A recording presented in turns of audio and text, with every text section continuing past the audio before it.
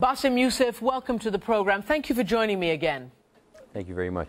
Glad to be here. Bassem, you have just undergone 5 hours of interrogation. What was it like? What did they ask you? Well, because what I present is visual, it's video, these are like episodes. So basically we were going through the punchlines that were considered by others as an insult to the president, or as some sort of being in contempt to the Islamic religion. So we were basically answering question line by line, phrase by phrase, and joke by joke. And how did they take it? I mean, look, Bassem, the last time I interviewed you was in December, and you said to me on this program that, yes, President Morsi and the powers that be seem to like it all so far, that this is the best time to have a satirical program in Egypt. Are you eating your words, or do you still believe that to be the case? No, not at all. I mean, first of all, it is the best time to have a political satire show in Egypt because everything is happening around us is surreal. I mean, if you don't make fun of it, you'll just like wither away and die. I mean, that's your only option. Maybe President Morsi still liked my program. I mean, that was, of course, an assumption. But the problem is that it's not just the problem of President Morsi. It's the problem of the people who are basically behind the power, the Muslim Brotherhood. Before, I mean, when I went on with Jon Stewart, on all my interviews, I said, if democracy got the Muslim Brotherhood in power, they should have a chance. And I still stand by my words. But the thing is, if they have a chance in a truly democratic elected system after a revolution, they need to shape up and they need to step up. And all what we have seen so far is basically the same old game and the business as usual, prosecuting people who with freedom of speech. Do you think the revolution is going backwards? Oh, the revolution have gone backwards so long ago. No, I mean, I think it's a phase that any revolution should pass by. And basically, the good thing about the revolution that we need people to show up for their words. They need to step up. And now it is the time for the political Islamic power to actually step up and show us if they're actually truly moderate and they're truly democratic and they believe in democracy. Well, let me ask you, because, look, they've accused you of not only insulting the president, but also, you know, partaking in public disorder by your satire programs and also insulting Islam. How worried are you about the seriousness of those charges? I'm not worried at all because I'm a Muslim, I'm a practicing Muslim. I always say I'm a proud Egyptian, I'm a proud Muslim. So it's basically, it is some sort of an accusation that comes from the time of the Inquisition. So this is modern time Inquisition where they hold people for their words and they use holy reasons to put them in jail. So I'm not worried because I have not done anything to insult my religion, which I'm proud of. And there are some people who want to make it as if it is a fight or a struggle between seculars and Muslims. This is not true. Many people like me who are practicing Muslim, they are moderate and they don't like the people who represent what they call political Islam.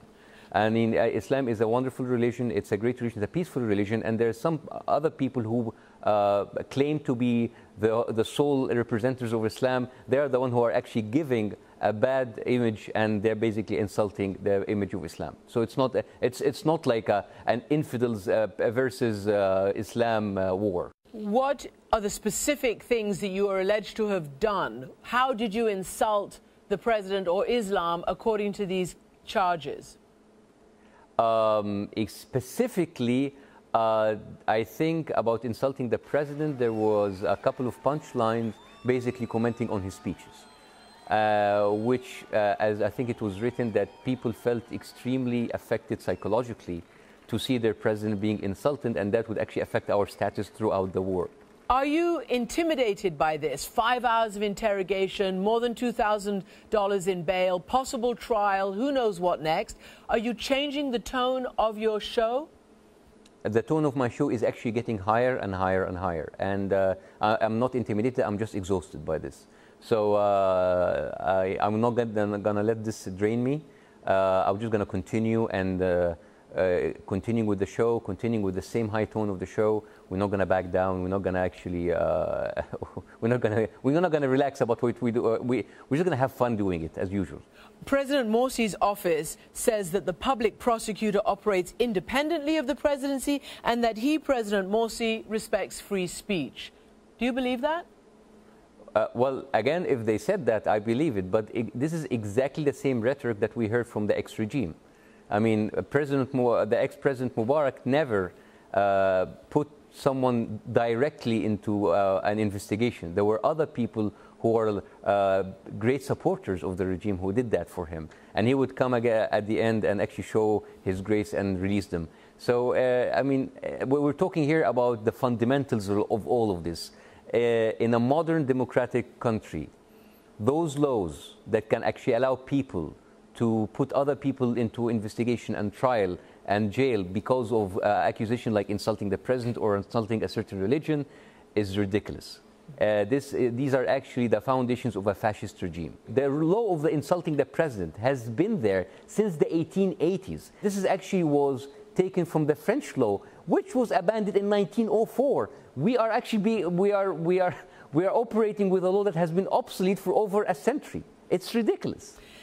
And in the meantime, there are other really troubling things happening in Egypt. For instance, the huge spike in sexual assaults against women, not to mention the terrible economic problems and the security, law and order problems. I mean, do you see the government able to tackle this? Are they reacting against you because they feel under threat by the other real problems that are happening in Egypt? The problem now with the rhetoric of the government and their supporting media, that they are blaming everything on the media for talking about problems instead of actually solving the problem. This is a government that is hanging its failure on other people right for free speech. So basically you're having an authority that has failed every single promise, and they expect that people will remain silent, and they expect that people that will shut up, and that will not happen. So that's why you have the unrest. And Bassem, finally, when I interviewed you a few months ago, you told me that your mother was quite worried about you, that every time you popped up on television, she thought that you were going to be hauled off to jail. Do you think her fears have come true? Well, I mean, she's still worried. And now going to jail is a risk that we have to go through. But, you know, with big shows and big programs comes great responsibility and maybe bigger risks. So I think we just have to accept that this will happen anytime. And meanwhile, we will just have fun doing this. Have you heard from Jon Stewart? Oh, yeah. I mean, of course, he asked about me, and he said, we've been in touch and we've been corresponding, and who knows, maybe he will talk about me in the show. Hi, John. Bassem Youssef, thank you so much for joining me. Thank you.